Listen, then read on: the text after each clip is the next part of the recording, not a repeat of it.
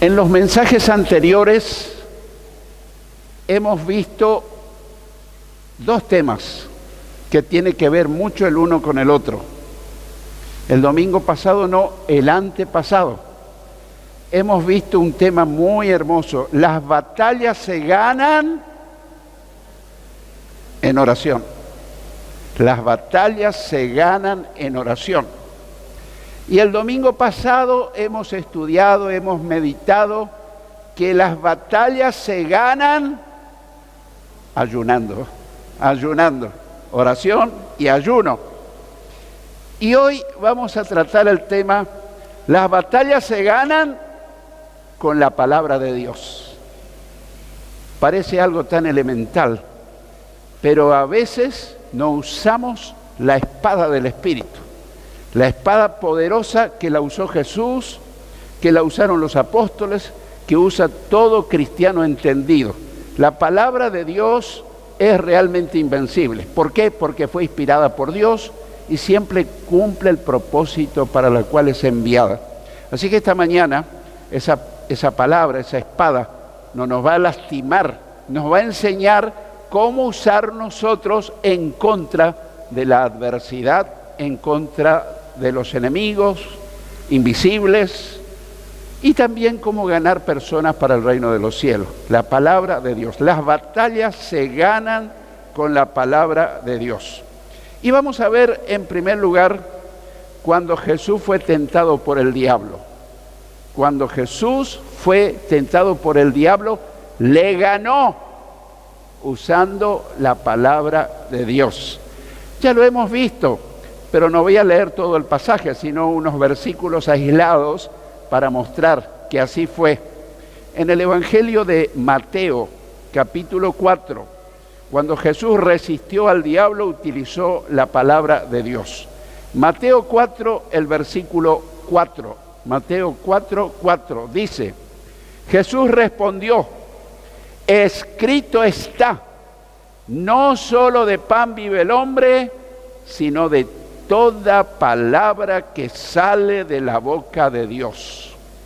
Y uno se pregunta, si Jesús, que era la palabra viva, usó la palabra escrita, ¿cuánto más nosotros no deberíamos acaso usar la palabra escrita, la palabra inspirada por el Espíritu Santo? Esa es una palabra que nos vuelve vacía, produce resultados. Tanto cuando estamos queriendo ganar a una persona para el reino de los cielos, a veces podemos hablar mucho y no decir casi nada. Pero tan solo con que mencionemos un versículo, una expresión de Jesús, o cuando vamos a visitar a un enfermo y lo vemos desanimado, o cuando vamos a otras situaciones, recordemos que siempre tenemos que llevar la palabra de Dios. Lo bueno, lo lindo sería que la llevemos en nuestra mente, en nuestro corazón, y que se la digamos de memoria. Pero vamos a suponer que me digas, pero yo no recuerdo ningún versículo. Bueno, hoy tenemos la facilidad de la tecnología digital. Podés tener tu Biblia en tu celular y ni siquiera precisás acordarte en qué parte de la Biblia está. Ponés ahí en Google una frasecita, versículos de aliento, versículos para enfermos, versículo de esperanza, y al toque te trae una lista de pasajes bíblicos y ahí podés decirle a la persona. La palabra de Dios es poderosa y sobre todo para resistir los ataques del diablo, como en el caso de Jesús. En este mismo capítulo 4, Mateo 4, en el versículo 7, Jesús le dijo, también está escrito, no tentarás al Señor tu Dios. Y uno se pregunta, ¿Jesús no podía usar sus propias palabras? Obviamente que sí, pero él prefirió usar la palabra escrita, la palabra inspirada por el Espíritu Santo. Y ahí lo vemos que él confronta al diablo y le dice parte, ¿no es cierto?, de la palabra escrita. En el versículo 10 vuelve a aparecer. Entonces Jesús le dijo, vete, Satanás, porque escrito está, al Señor tu Dios adorarás y a Él solo servirás. Así que ahí tenemos como ejemplo que el propio Señor Jesucristo venció a Satanás usando la palabra de Dios. Porque la palabra de Dios es poderosa, hermano. Y tenemos que usarla tanto para nuestra vida, cuando estamos desanimados, cuando estamos sin fuerzas, cuando estamos desorientados. Por lo menos yo hago mi devocional personal así. Pongo allí mi celular, listo, y estoy orando.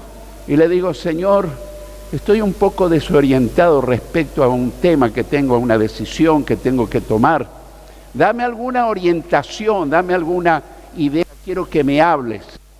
Y procuro no ser místico, aunque Dios me puede hablar directo al corazón a través del Espíritu Santo. Pero también procuro que me hable a través de su palabra. Entonces inmediatamente tengo abierto ahí en Google, tiene el microfonito, y le digo ahí pasajes que me hablen de orientación o versículos de orientación. Y al toque me aparece la lista de versículos que me hablan de orientación. Y me tomo el tiempo, ahí 1 minuto, 2, 3, y los leo, los medito y le empiezo a dar gracias a Dios. Señor, ayúdame a hacer lo que acabo de leer en tu palabra. Ayúdame a ponerlo eso en práctica. Y sigo orando.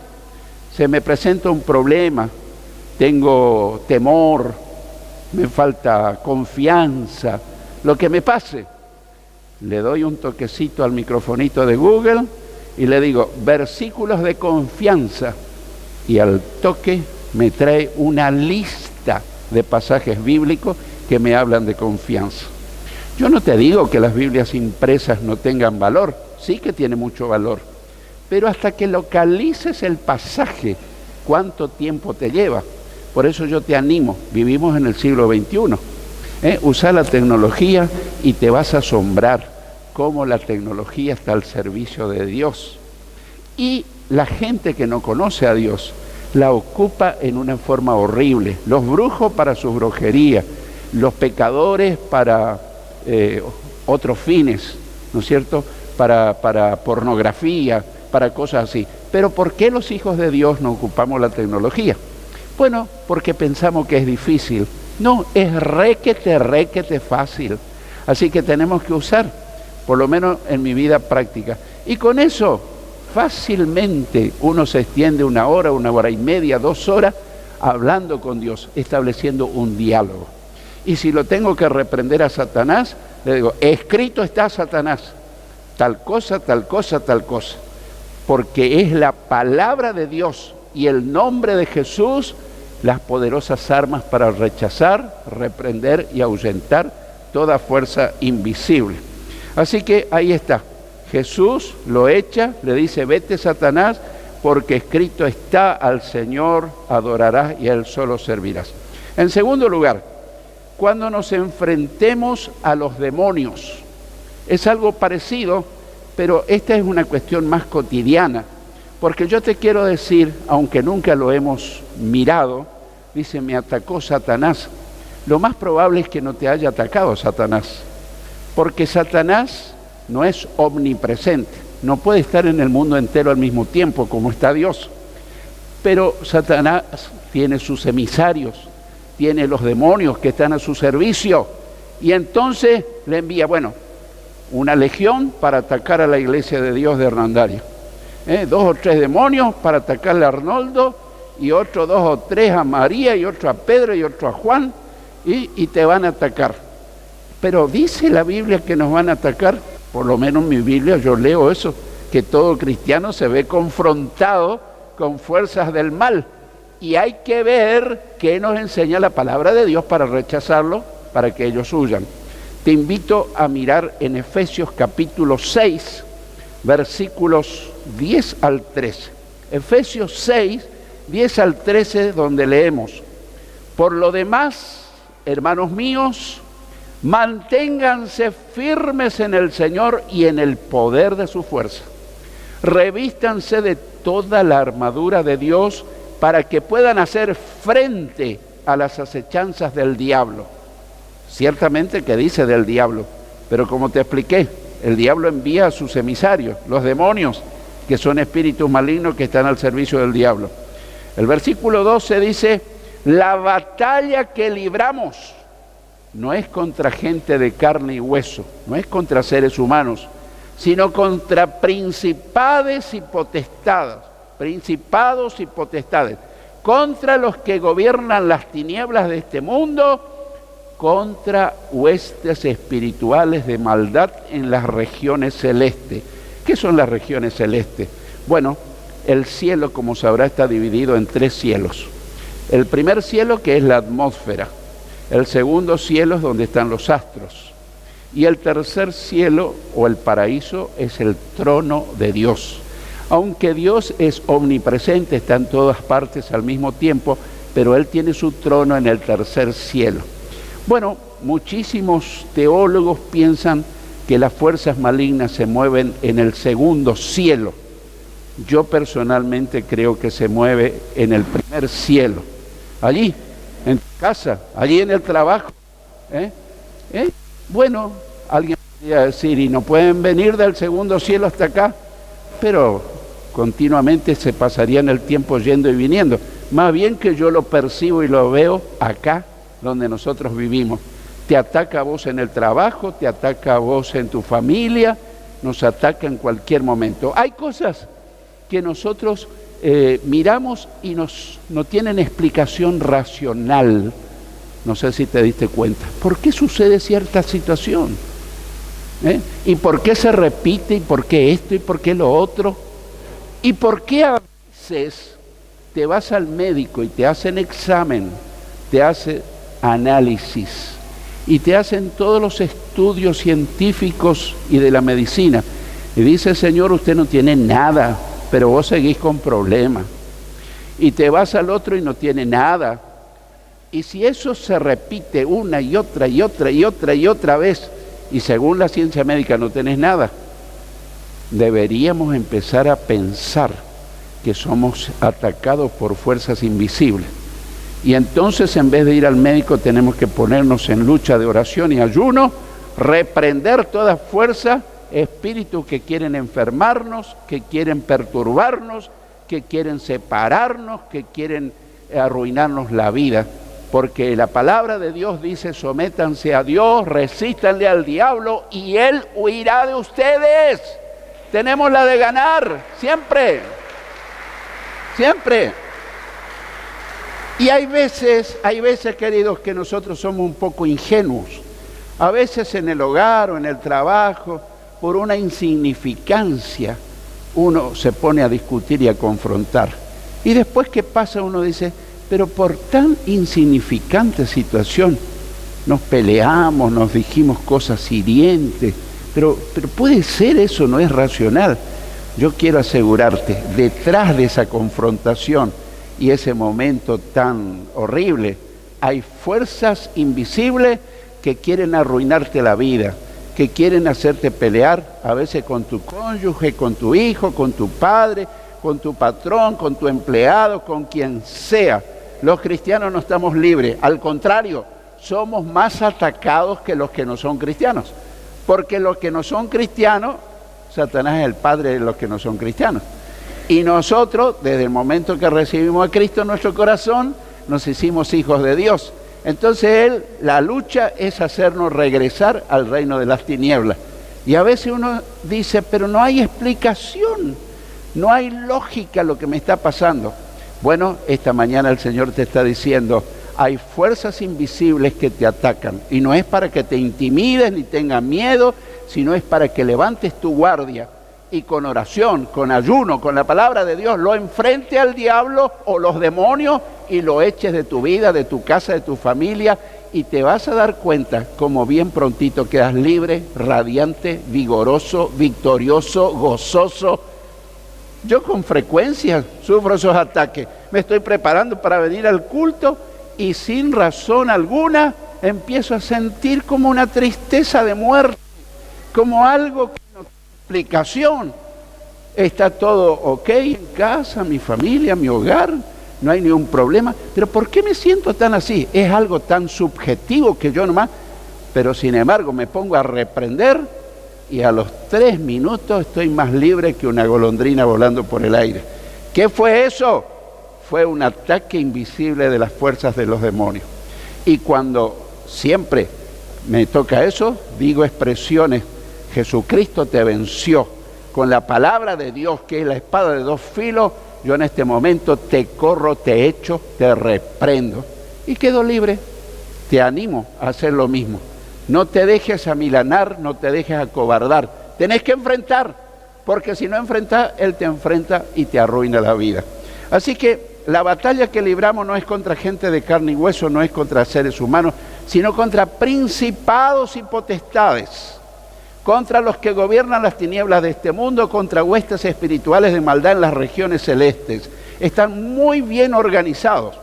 Verso 13, por lo tanto, echen mano de toda la armadura de Dios para que cuando llegue el día malo puedan resistir hasta el fin y permanecer firmes. Me detengo un ratito ahí. ¿Cuál es el día malo? ¿Martes 13? No, hermano, esa es superstición. El día malo puede ser hoy tu día malo, cuando sos atacado, cuando el diablo se la da con todo. Ese día se te perdió la llave de la casa, ese día se te quemó la heladera, ese día te peleaste con tu mujer sin razón alguna, ese día, pero ¿por qué todo el mismo día? Ese es el día malo. Y si uno no sabe, dice, ay, soy un pobre víctima de las circunstancias. No, no sos una pobre víctima de las circunstancias. Sos un soldado de Jesucristo. Y si sos un soldado, tenés que pelear la batalla. Porque yo no me imagino ni un soldado de vacaciones en una isla del Caribe. Un soldado está con la espada en la mano peleando contra el enemigo hasta derrotarlo. ¿Hay soldados de Jesucristo esta mañana en este lugar? A ver. ¡Gloria a Dios! ¡Aleluya! ¡Amén! ¡Amén! Hace poco me decía un hermano, estuve listo para ir al culto, quería ir al culto, el auto andaba magnífico. Y cuando le doy arranque, no. Se empacó, no arrancó. Lo revisé, está todo bien, está todo bien. Le doy arranque, no arranca. Le doy arranque, no arranca. Y después en otro momento el auto arrancó. ¿Qué pasó? Tienen una estrategia terrible para hacerte faltar el culto, para que fracase, para que te sientas mal. Vivimos en un mundo en guerra. El verdadero cristiano siempre está en guerra. La lástima es que a veces hacemos la guerra entre nosotros. Nosotros tenemos que abrir los ojos y nosotros somos compañeros del mismo escuadrón. Nuestro capitán general es Jesucristo y nuestro enemigo número uno es Satanás y los demonios son sus soldados, pero la batalla está ganada. Jesús le ganó a Satanás al morir en la cruz del Calvario. Y llega al versículo 17, dice, cúbranse con el casco de la salvación, y acá quiero nombrar, y esgriman la espada del Espíritu, que es la palabra de Dios. ¿Qué quiere decir esgriman? Utilicen.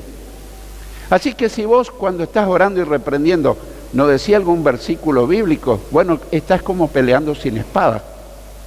Y yo solamente conozco que los boxeadores pelean sin espada, con los guantes. Pero un soldado no pelea con guantes. ¿Con qué pelea?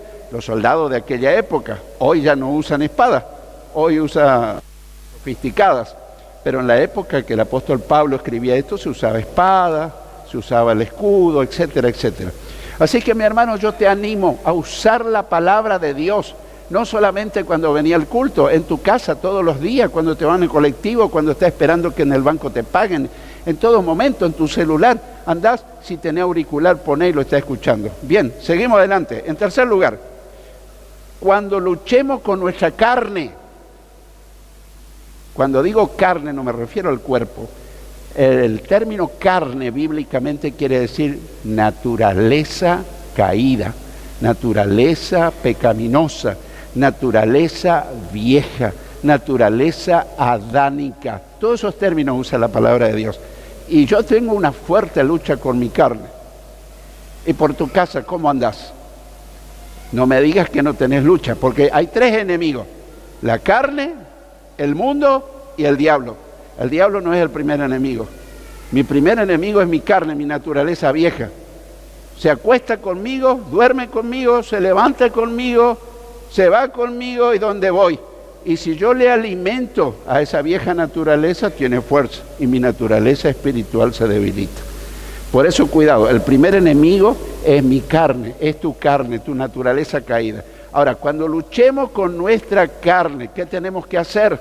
Usar la palabra de Dios. Hebreos 4:12 dice, Hebreos 4:12, la palabra de Dios es viva y eficaz y más cortante que las espadas de dos filos, pues penetra hasta partir el alma y el espíritu, las coyunturas y los tuétanos, y discierne los pensamientos y las intenciones del corazón.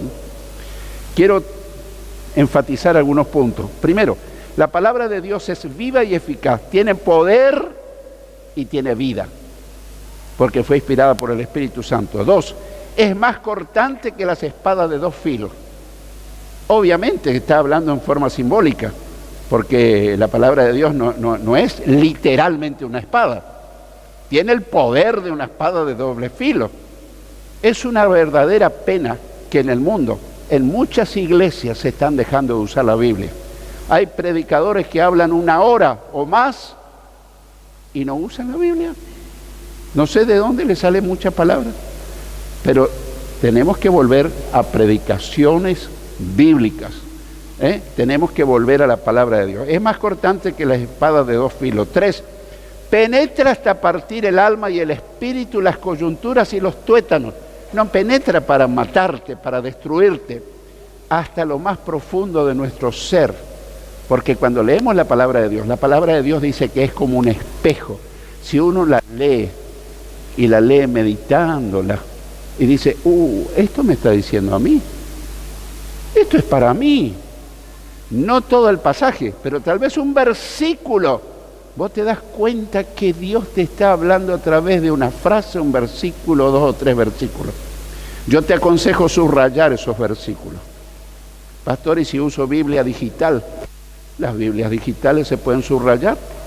En el celular, en la tablet, lo que sea. Se puede subrayar de cualquier color, el color que quiera. Se puede hacer acotaciones, como en la Biblia impresa. Pero bueno, si vos decís, no, yo quiero la impresa, bueno, seguir con la impresa, no hay problema. Penetra hasta lo más profundo. 4, discierne los pensamientos y las intenciones del corazón. ¿Qué quiere decir? Examina. Examina qué yo tengo interiormente.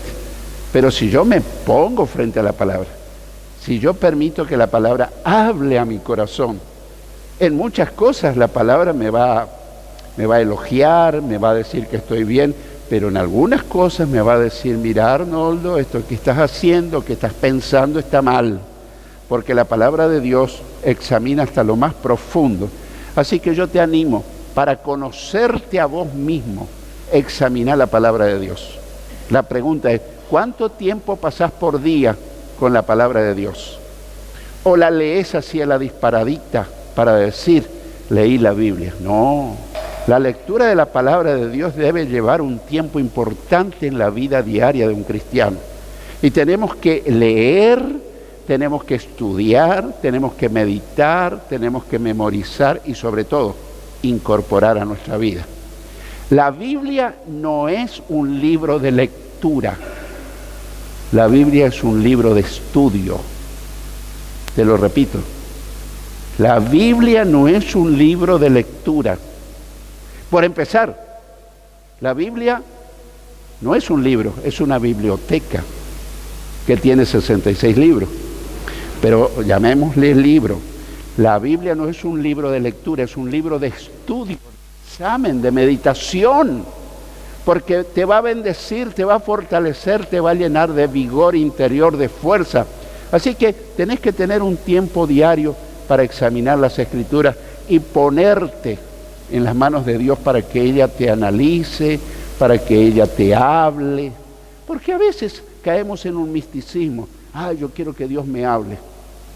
¿Y cómo te va a hablar si ya está la palabra escrita? ¿No me puede hablar en forma directa? Sí, te puede hablar en forma directa. Pero si no tuviste una experiencia más profunda con el Señor, Permití que su palabra inspirada hable a tu vida. ¿Para qué te va a hablar? Para animarte, para guiarte, para aconsejarte, para corregirte, para muchas cosas, para todas las necesidades que tenemos. En cuarto lugar, cuando queremos vencer al pecado, tenemos que basarnos en la palabra de Dios. En el Salmo 119, versículos 9 al 11, dice: ¿cómo puede el joven limpiar su camino? ¿Qué dice ahora? Obedeciendo tu palabra. No dice leyendo tu palabra, obedeciendo tu palabra. Yo te he buscado, dice el salmista, de todo corazón, no superficialmente, de todo corazón. No dejes que me aparte de tus mandamientos. En mi corazón he atesorado tus palabras para no pecar contra ti.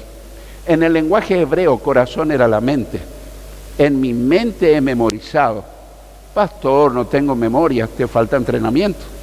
Pon el versículo en la heladera, en la alacena, y mientras estás cocinando, estás mirando, lo repetí una y otra vez. Te vas a asombrar cómo tu mente tiene la capacidad de retener versículo tras versículo tras versículo. Así que he guardado en mi corazón, en mi mente, tu palabra para no pecar contra ti. Cuando estás por pecar, el Espíritu Santo te va a hacer acordar de ese versículo. Y dice, no. Pero si tu disco rígido, digo entre comillas, disco rígido es el almacenamiento en la computadora de toda la información.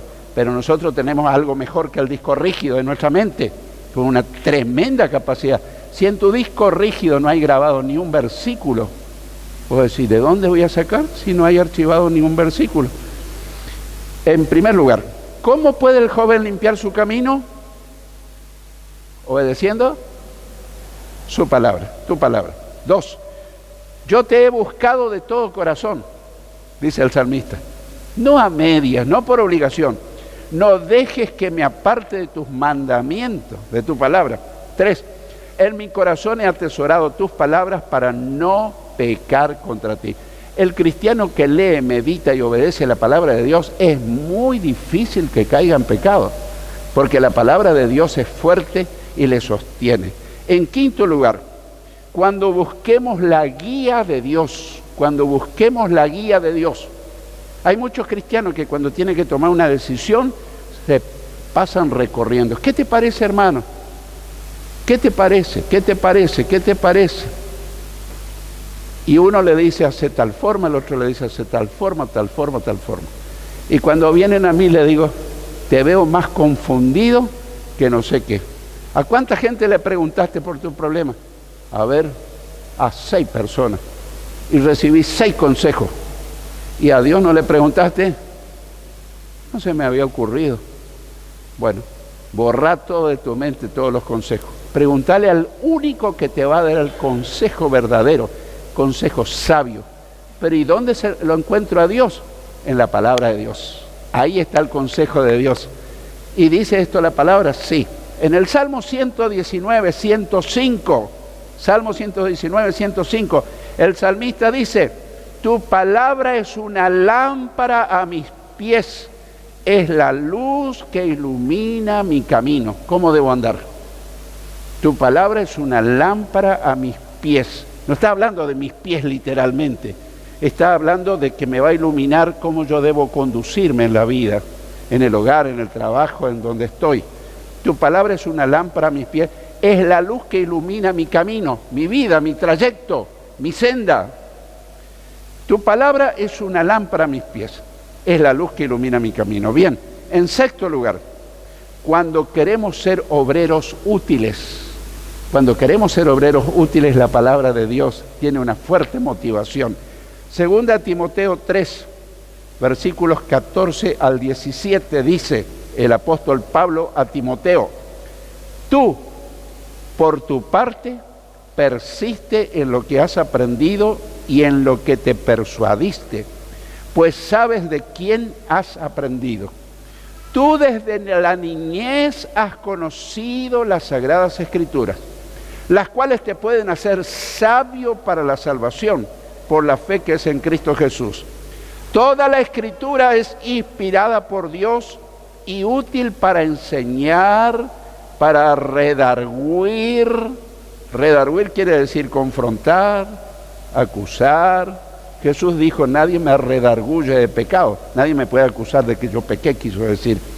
Para redarguir, para corregir, para instruir en justicia, en una vida de rectitud, quiere decir, a fin de que el hombre de Dios, el creyente, sea hombre o mujer, está hablando en forma genérica, sea perfecto, maduro quiere decir, no perfecto de perfección, sea una persona madura en su fe, enteramente preparado para toda buena obra. Veamos algunos puntitos. Persiste. ¿Qué quiere decir? Persevera. Persevera. Persevera y triunfarás.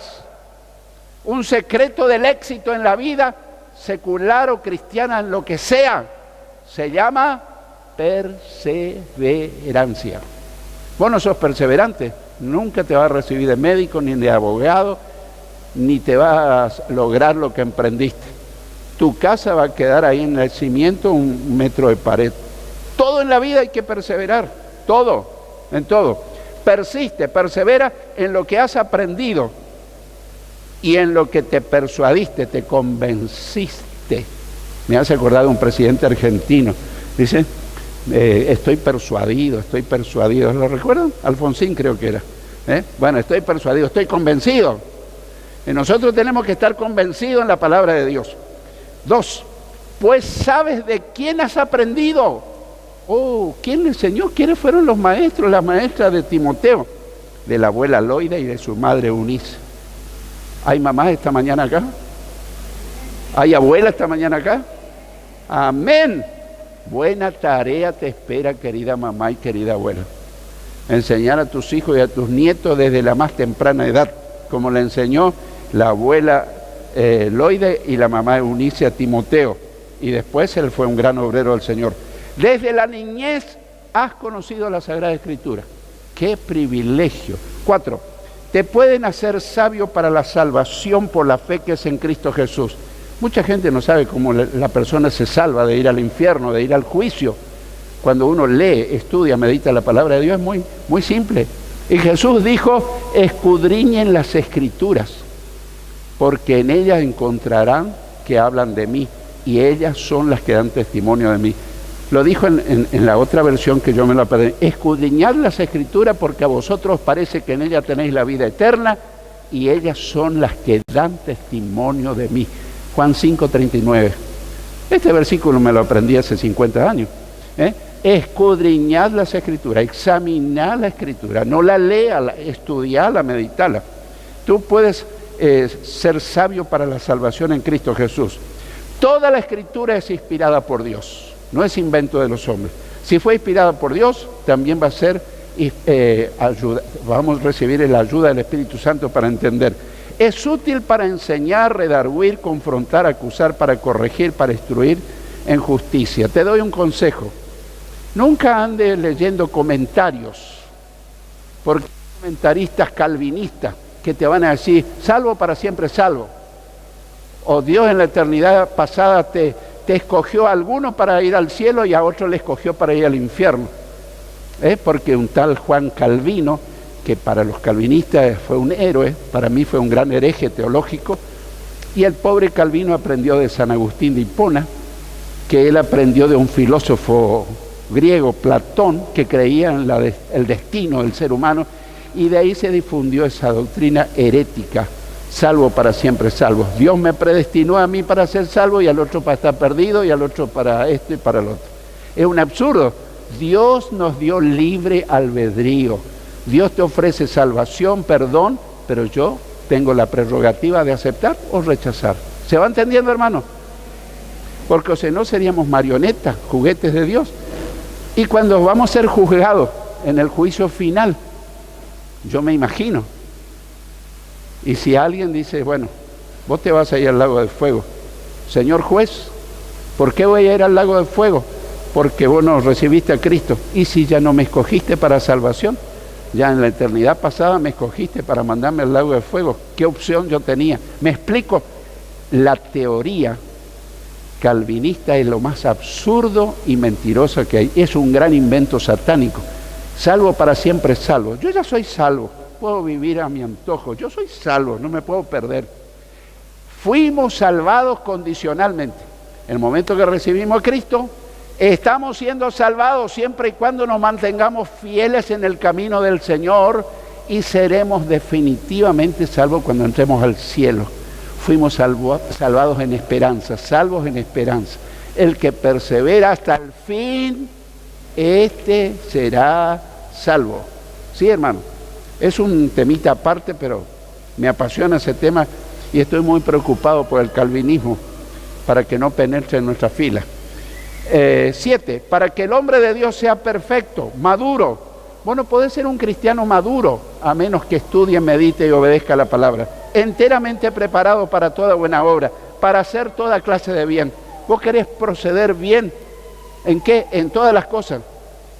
En tu familia, en el trabajo, como cristiano, en la iglesia.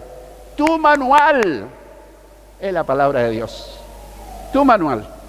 Pero hoy se pone de moda muchos libracos de autoayuda. No, querido, la palabra de Dios permanece y permanecerá por los siglos. Jesús dijo: al cielo y la tierra pasará, pero mis palabras no pasarán. Así que yo me quedo con la palabra de Dios y persevero en ella, porque ella me enseña la verdad. Quiero concluir.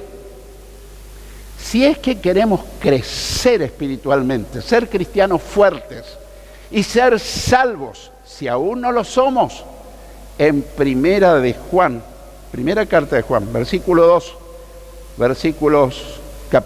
versículos 2 y 3. Primera de Juan, capítulo 2, versículos 2 y 3, dice: busquen como los niños recién nacidos la leche espiritual no adulterada. ¿Y cuál es esa leche espiritual no adulterada? ¿Te preguntaste alguna vez? La palabra de Dios. ¿Qué es la palabra de Dios? Para que por medio de ella crezcan espiritualmente y sean salvos, si es que han probado ya la bondad del Señor. Yo quiero concluir diciendo esto: si ya sos salvo, si ya recibiste a Cristo, yo quiero invitarte, motivarte que esta mañana tomes un compromiso. Decirle: Señor, a partir de ahora yo voy a invertir una buena parte de cada día en estudiar, meditar la palabra de Dios. Pero si vos decís: yo no sé si soy salvo o no, esta mañana te quiero invitar a que invites a Cristo a vivir en tu corazón. Y a partir de ahí comienza tu camino de salvación. El que tenga oídos para oír, oiga lo que el Señor te dice y me dice.